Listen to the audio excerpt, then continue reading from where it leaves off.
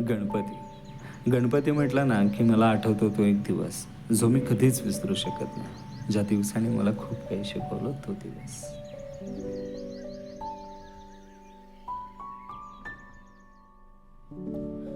ऐन गणेशोत्सवाचे दिवस सुरू होते. आमचं ऑफिस मात्र सुरू होतं. ऑफिस घर करता करता मी मात्र पुरता थकून गेलो होतो. त्या दिवशी ती लॅपटॉप बॅग सोप्यावर फेकली असताना मला कधी डोळा लागला समजलंच नाही आणि मी एका गूढ स्वप्नामध्ये गेलो. आणि मला आठवले ते माझे बाबा. आठवलं की ते मला कसे सायकलवर बसून कुंभार घरली दाखवायला घेऊन जायचे. त्यांचा हट्ट असायचा की मातीचा गणपती कसा घडतो, कसा तयार होतो हे मी जवळनं पाहिलं पाहिजे, अनुभवलं पाहिजे.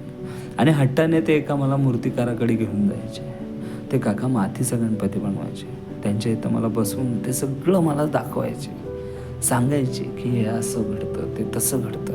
त्या काकांबरोबर बोलत असताना मला एक विलक्षणच अनुभव यायचा.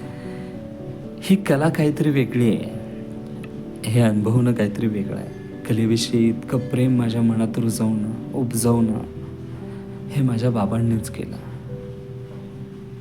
आज मात्र बाबा आमच्यात नाही. काळाच्या ओघात आम्ही गणपती बसवणं बंद केलं.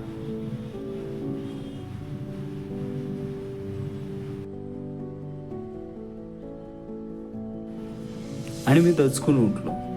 खिशातून मोबाईल काढत असताना माझ्या हाताचा धक्का लागून एक डायरी खाली पडली. मी ती डायरी उचलली आणि त्याची पानं पलटत असताना त्यामध्ये मला एक फोटो सापडला. तो फोटो पाहून माझे डोळे पाणावले आणि मी गूढ विचारात गुंतून गेलो. अचानक आरुष समोर आला. आरुषने एक बालिश हट्ट माझ्या समोर ठेवला की बाबा निदान यावर्षी तरी आपण गणपती आणू. आणि मी त्याला होकारार्थी मान टोलवली. मुलाच्या हट्टापायी निदान त्याला गणपती दाखवूयात तरी म्हणून मी त्याला कुंभार गल्लीमध्ये घेऊन आलो. सगळीकडे वेगवेगळ्या आकारातले, रूपातले, रंगातले रंगीबेरंगी गणपती पाहून डोळे मात्र दिपून गेले.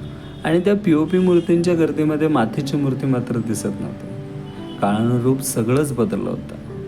त्या मातीच्या मूर्तीचा शोध घेता घेता माझी नजर एका कोपऱ्यात पडली. एका झाडाखाली एक शिल्पकार सुंदर मूर्ती घडवत होता. हो, ती मातीचीच मूर्ती होती. आणि जरा निरखून पाहिलं तेव्हा कळालं की ते हेच काका आहेत ज्या काकांजवळ माझे बाबा मला घेऊन यायचे. आणि न राहून मी त्या दिशेत चालायला लागलो. त्या काकांजवळ गेलो आणि मी त्यांना माझी ओळख पटवून दिली. काकांना पहिलं थोडं आठवलं नाही, पण नंतर ओळख पडली. काकांना विनंती करून मी माझ्या मुलाला तिथं बसवलं. त्यांनी देखील आनंदाने त्याला तिथं बसू दिलं.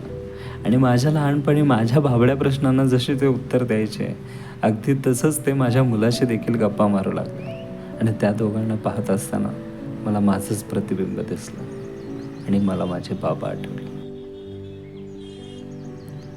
कलेवर कसं प्रेम करावं, कलेला कसं पाहावं हा दृष्टिकोन त्यांनी माझ्या लहानपणी माझ्यामध्ये रुजवला होता. पण काळाच्या ओघात हे सगळं मागं सुटत चाललं आहे. POPंच्या मूर्तींच्या गर्दीत मातीच्या मूर्त्या मात्र हरवत चालल्यात.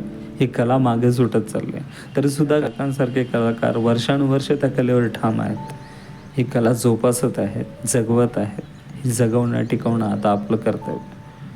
आणि या सगळ्या विचारांच्या गर्दीत हरवून मी निर्णय घेतला, यावर्षी मी मूर्ती बसवणार. ती पण मातीची, मातीचा गणपती.